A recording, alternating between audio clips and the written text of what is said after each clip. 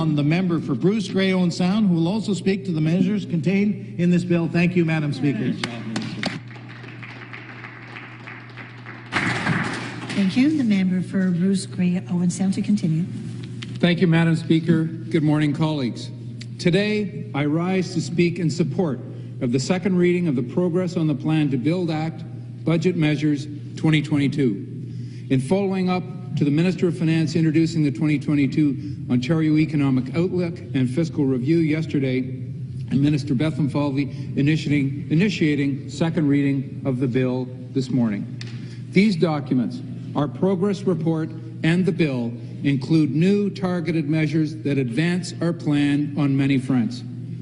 They move forward our work to build the economy, address the province's labour shortage, and help families and businesses keep costs down. The progress report and bill highlight how our responsible, targeted approach is positioning the province to be ready to manage uncertainty and risk as the world faces emerging economic challenges. It's my honour to discuss the specific measures in the bill that are aimed at furthering the themes of progress articulated in our fall economic statement. I'll begin by listing the key pieces of legislative business contained in the bill. I will then discuss them in more detail. In relation to the Securities Act, we are proposing to introduce rulemaking authority to allow public companies to digitize access to certain financial documents. We're also proposing amendments to the Pension Benefits Act to consult on pension funding and governance policies to strengthen target benefit pension plans. For the Ontario Guaranteed Annual Income Support, or GAINS, we're proposing to temporarily double the payment to low-income seniors. Another item is the Another item is the Legislation Assembly Act. You won't clap for this. Here we're proposing to extend the current freeze on the salaries of members of provincial parliament. We also have proposals related to the Supplementary Interim Appropriation for 2022-23 Act 2022 and Interim Appropriation Act for 2023-2024. These proposals are customary legislative business aimed at providing the government with the spending authority it requires to carry on operations for the 2022-23 and 23-24 fiscal years. Madam Speaker, we're also proposing an extension of the tax rate reduction under the Gasoline Tax Act and the Fuel Tax Act. As well, we are proposing amendments to allow companies to claim location fees for the purposes of Ontario Production Services Tax Credit under the Tax Act 2007. Finally, we're proposing amendments to authorize the establishment or designation of a provincial clean energy credit registry. Now I will focus on each item in a little more depth. First, the Securities Act, rulemaking authority in respect of the Access Equals Delivery Initiative. The amendments proposed here would provide Ontario Securities Commission with authority to make rules enabling public companies to make certain documents, such as prospectuses or financial statements, accessible to investors online on a central website. These rules would replace the current approach, which require public companies to provide investors with either physical or emailed copies of prospectuses or financial statements. Under the proposed model, investors would still retain the option of requesting physical or electronic delivery of documents if they so choose. It will also encourage companies to adopt a digital and environmentally conscious approach to engaging and communicating with investors. The proposed amendment directly responds to recommendations made by the Capital Markets Modernization Task Force in 2020 and furthers the government's commitment to modernize capital markets in Ontario. Madam Speaker, the amendments would come into force on royal assent. Now for the Pension Benefits Act, specifically pension funding and government policies for target benefit pension plans. Target benefit pension plans have been operating under temporary regulations since 2007 that will expire in 2024, unless replaced by a permanent framework. These amendments will allow the government to work with stakeholders to develop a clear and fair framework for these pension plans, specifically around funding, governance, and communication.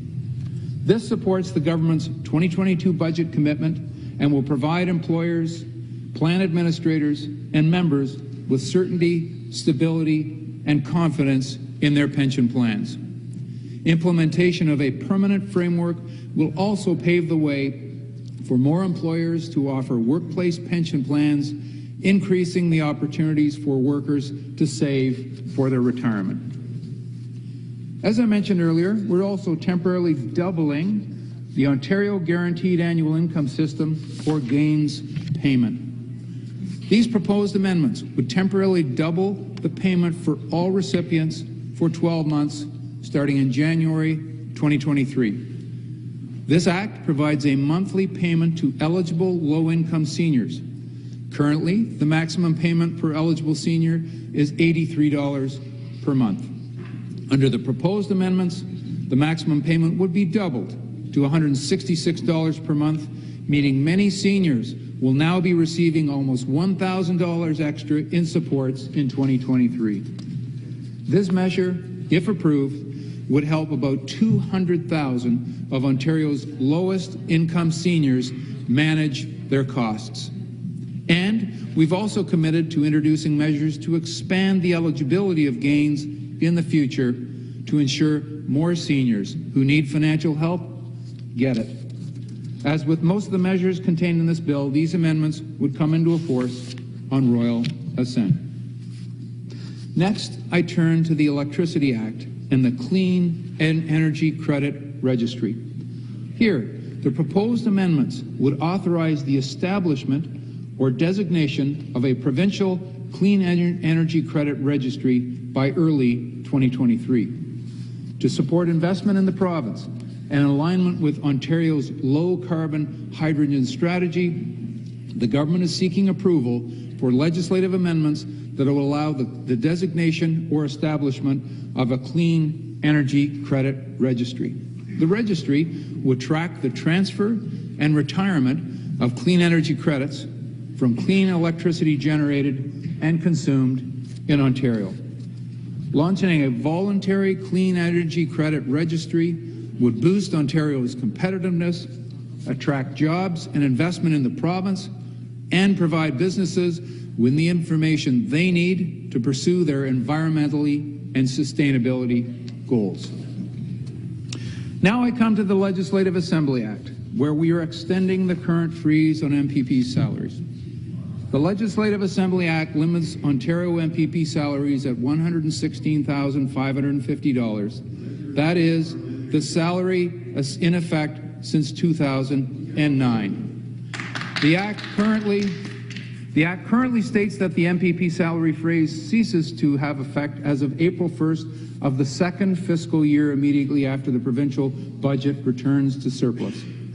As a result of the provincial surplus reported by my honourable colleague Pravmeet Sarkaria, President of the Treasury Board, in the public accounts of Ontario 2021-2022, the salary freeze would end automatically on April 1st, 2023, triggering an MPP salary increase.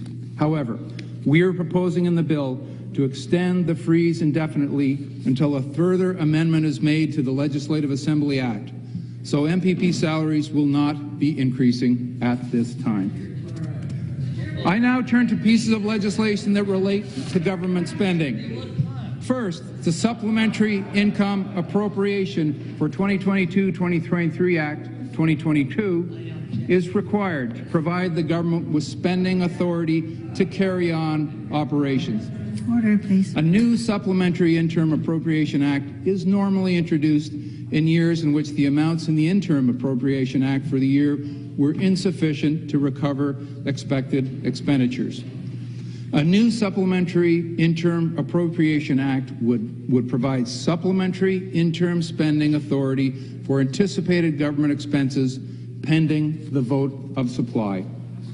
All expenditures under the proposed Act would be in addition to amounts already authorized under the Interim Appropriation for 2022-2023 Act 2021. The Supply Act for 2022-2023 would replace and repeal the proposed act. Second, the Interim Appropriation for 2023-2024 Act 2022. A lot of numbers. As you all know, a new Interim Appropriation Act is normally introduced each fall to provide the government with the spending authority it requires to carry on operations. A new Interim Appropriation Act would provide interim spending authority for anticipated government expenses, government investments, and the expenses of legislative offices for the fiscal year April 1st, 2023 to March 31st, 2024, pending the vote of supply. All expenditures under the proposed act would have to be charged to the proper appropriation following the vote of supply for that fiscal year. The Supply Act for 2023-2024 would replace and repeal the proposed act. Now, Madam Speaker, our government understands that families and businesses are feeling the financial pressure. That's why we are also proposing to extend the cuts to the gasoline tax rate and diesel fuel tax rate. In April, our government passed legislation to temporarily cut the gasoline tax rate and fuel tax rate to 9 cents per liter, which took effect July 1st, 2022. On January 1st, 2023, both taxes were scheduled to revert back to their rates before the temporary rate reduction. Our proposed extension of the cuts to the gas tax and the diesel fuel tax rates mean that the rate of tax on gasoline and diesel would remain at 9 cents per liter until December 31st, 2023. This is a temporary extension of a further 12 months. It is part of our plan to help keep costs down for Ontario families and businesses. And now I come to the Taxation Act 2007, Ontario Production Services Tax Credit and location fees. We are proposing an amendment to include location fees as eligible expenses for the purposes of determining the Ontario Production Services Tax Credit. The proposed amendments would allow productions to include rental fees for on-location filming as eligible expenditures for the purposes of this tax credit, up to a maximum of 5% of qualifying production expenditures. The amendment would apply to expenditures incurred after November 14th, 2022. To increase the economic and cultural benefit to the province, the government is also proposing to make regulatory amendments to require that recipients of Ontario's film and television tax credits provide a screen credit acknowledging government support. This requirement would be effective for productions that begin principal photography after December 31st, 2022. Madam Speaker, we are in uncertain economic times, and this bill and our 2022 Fall Economic Statement clearly show that our government has a responsible plan with targeted new measures to help navigate these economic challenges. And whatever the economic uncertainty may bring, the people of Ontario should know that our government is prepared. Thank you very much, Madam Speaker. Mr. Speaker, we know we are going through a time of uncertainty. So I just want to ask the member at this time through this bill, could the member tell us what are you proposing to keep the cost down while investing the priorities that matter most to the people of Ontario? Thank you, Mr. Speaker. And the response? Member for Bruce Grey, Owen Sound. Thank you, Mr. Speaker, and I thank the member for the question. People of Ontario work hard, and our government understands that taxpayers are under pressure, whether it's Russia's war in Ukraine, tension in Asia, and inflation we've not seen for 4 decades. We recognize the impact that inflation is having on families, and our government is here for them. Our government is committing to putting and keeping more money in the pockets of the people of Ontario. We have a plan to keep costs down. We're moving forward with one of the most ambitious plans in Ontario's history, including plans to build highways, hospitals, broadband, and public transit. It's outlined in the 2022 budget, Ontario's plan to build. We've dedicated $158.8 billion. I'll repeat, $158.8 billion over the next decade, including $20 billion 2022-23 to support our projects such as transit, highways, schools, and hospitals. Mr. Speaker, honourable member, we are there. This government is there for the people of Ontario.